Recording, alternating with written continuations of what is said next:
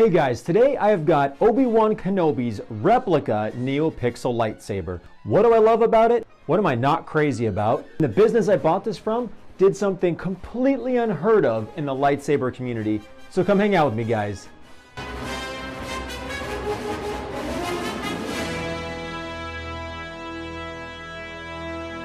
Very much for clicking on my video. This is Finding the Force, and I will be your host, Obi-Dad Kenobi. Hello there, everyone. Thank you for joining me, and today we have a very special lightsaber that I'm a little embarrassed and ashamed that I've had this for so long, and I've been holding out on you guys to show you this, but it's an awesome lightsaber. I have a crazy good story to share with you guys, and we're gonna go over everything like the price, the features, and the one thing about this lightsaber that drives me nuts. Okay, let's get started.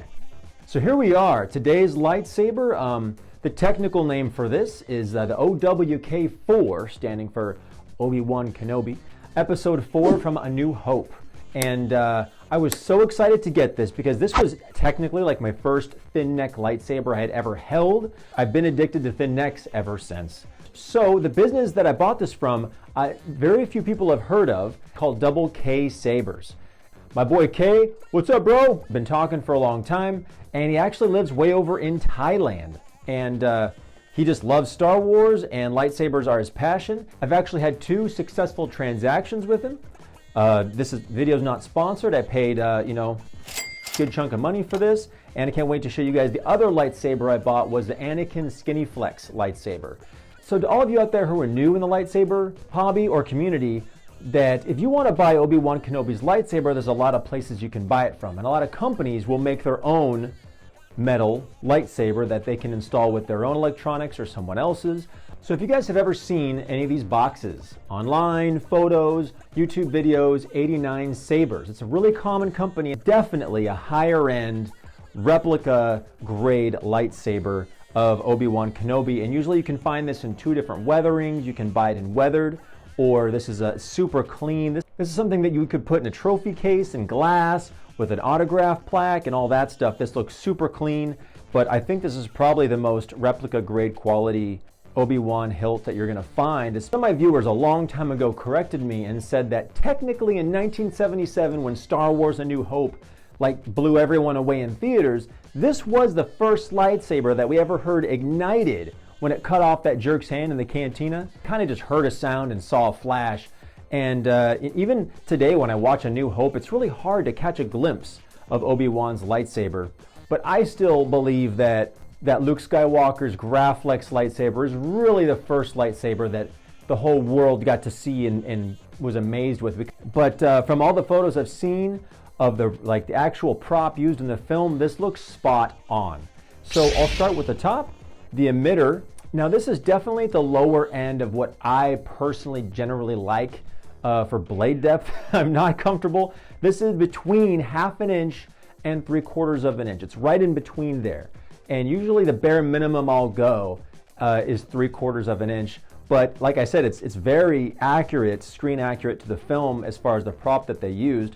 So very tiny blade depth, but it makes up for it because there's actually 2 retention screws, which you definitely want to use to completely minimize blade wiggle, and so you can enjoy your saber, having fun with it, and not feeling like the blade is going to be separating or moving from the hilt. And just a reminder, guys, that in my opinion, the best places to use retention screws are going to be like 90-degree angles. If you put one in the front and back, the blade can still wiggle in between. So you want a 90 degrees of each other, 2 retention screws. And this one takes particularly the tiny retention screws. Buying it from Double K, it was installed with this really awesome, the light up emitter. It's an attachment, and not all of them have that. Working our way down, there's even lettering on the thin neck of the part that was used, which makes it very authentic to and similar to the prop used in the film. This lettering that says the cotton powder, company, London, patent. I heard that they used all kinds of machine and even jet engine parts when constructing Obi-Wan's lightsaber, and a lot of the droids and stuff that you see in the A New Hope film. Working our way down, this is called, you ever heard, around the saber communities, the grenade section, that the main grip right here, they used, in order to make the prop, they used like a World War I British rifle grenade right here. and feels great. I'm gonna take a quick time out to tell you guys, this thing has got some weight on it. And for me personally, it's a bit heavier than what I would want to carry on my person at a convention or especially in a Disney park. If this thing falls, there's nothing but concrete below you. This is 2.1 pounds.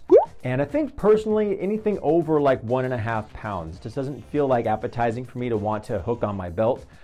It's glossy. It would fit perfectly on a shelf or a desk on display as like working our way down, or it's a replica part from a Graflex camera. This clamp that has these two buttons on the side here, which you use to operate the lightsaber. And I really love this bubble strip. It feels like glass, or it's extremely firm plastic, but these the bubbles are really smooth. You don't use the bubble strip at all to activate or use the saber. And this whole clamp actually slides off and it exposes the speaker and the chassis. We'll get to that in just a minute here. And then we have the lower grip section here and the pommel, which is very discreetly vented. It is vented, very hard to see. Sound can get out of this. So now's a good time to share with you guys this mind-blowing story that Double K actually did something that is totally unheard of in the lightsaber community. So when I got this lightsaber, actually this bottom half, this piece right here, the threads were not hooking into the upper part of the chassis or here underneath this clip. And this piece was falling out easily, very easily. So he did something that no one else I've ever heard of has been able to do, and that was contact 89 Sabers and get this replacement piece sent to me. The old piece, and you can actually see like the threads are visibly damaged, this portion here, which goes into the frame underneath the clamp. If you guys haven't heard of a YouTube channel called Saber Sourcing, that they've even done a whole video complaining about the company 89 Sabers and how you don't want to deal with them directly. You want to deal with other businesses who sell their products and you buy from them because they'll have better customer service. 89 Sabers is actually based out of China. He communicated with them and they actually sent me this replacement piece. But people have complained about 89 Sabers dealing with them directly as a business, never getting their sabers, not hearing back from communications. But hey, he righted the problem, man. I gotta hand it to him. Might have taken a few weeks, but the part got sent to me from way over in China from 89 Sabers, and now it's a fully functioning, perfectly good working lightsaber of Obi-Wan Kenobi. This thing is so slick, man. It's sharp, but this also brings me to the one thing that like the biggest complaint I have about this saber that you guys need to know about. And leave me a comment down below if you know the answer to this. So here on this clamp, it is vented here on the sides. And I've seen it more than once where the installers, and this installer did as well, the chassis that was used, this is where the speaker is. Like 95% of other sabers, the speaker is down here at the pommel. And I think that has to do with like audio dynamics, with sound and pressure that you need to have. For example, like you remember the old, like people have subwoofers in the back of their cars, or at least they did in the 90s, right? And it would be in a box because you need the box to create pressure so that that speaker could boost volume outward. This is an incredibly quiet lightsaber, very quiet. I'm going to compare it to another Obi-Wan here in a second. This is the perfect lightsaber if you have roommates or a girlfriend, or like your wife is sleeping and you wanted to kind of geek out and do some moves in the family room. No one's going to hear this.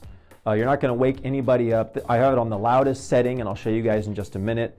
This actual clamp is like a real Graflex camera clamp, and you loosen it.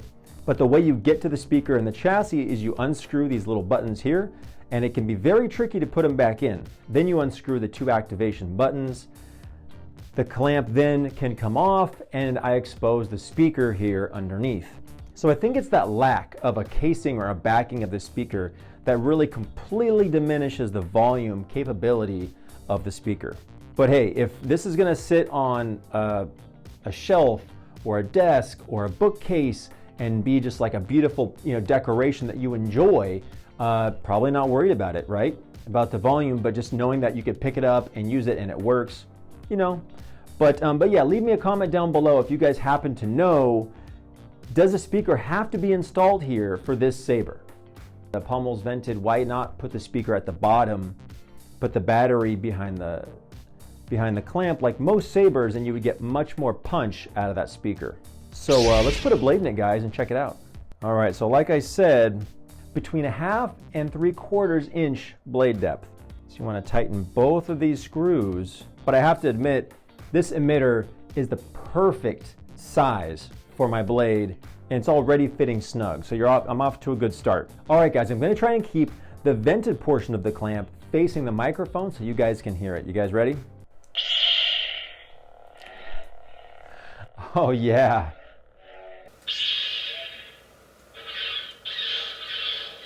Ooh, sweet. I don't know if you guys can see on camera, but the blade profile that actually gets lighter when you swing it, but when you leave it here, it's like a solid blue. Has a really cool effect, but check out the volume.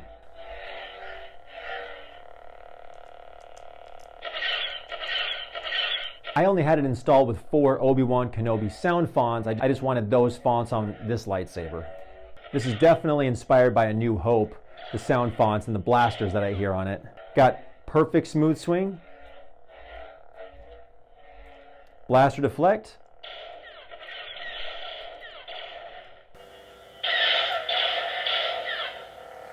lockup,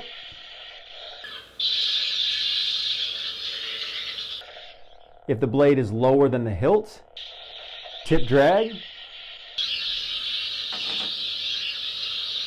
and for force effects, double tap the ignition switch. In my experience, there's no such thing as luck. You must learn the ways of the Force. Yes! Oh yeah, guys, I love hearing Alec Guinness's voice. Oh, it just sounds like the 70s. I love it.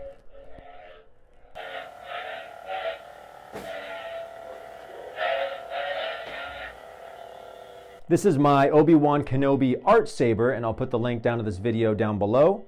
We're going to do a really quick audio test, okay? This is the saber from Double K Sabers. And here is my Obi-Wan Kenobi art saber. Whoa. Holy smokes. Yeah, I think this art saber is like twice as loud.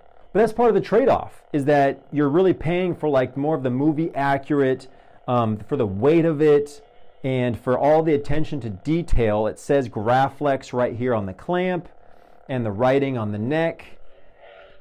You know, it's a very, very different product than art sabers. Let's check out another sound font. Only a Sith deals in absolutes. I will do what I must. Hey, I put a Ewan McGregor sound font on there. Let's check it out. I think maybe the speaker might do better with the higher pitch. Lightsaber sound font. I think I can hear it. It sounds a little bit louder.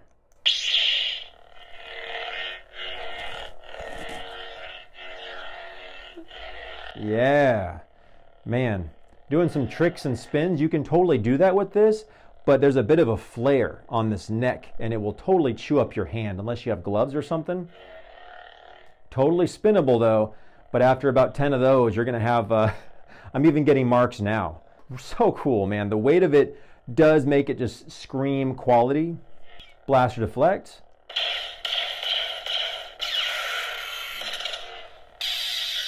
Sweet. Was a little nervous. You know, when I met him, we talked over Facebook chat and stuff, but he does accept PayPal with goods and services. So I felt safe enough to send him that big chunk of cash, and lo and behold, it only took a couple of weeks, and boom, saber came in the mail. So, all right, guys, thank you so much for hanging out with me. Let me know what you guys think of this Obi-Wan Kenobi 89 Sabers Neopixel Smooth Swing Lightsaber. Thanks for watching, guys, and make sure to have an awesome Star Wars day. See you next time.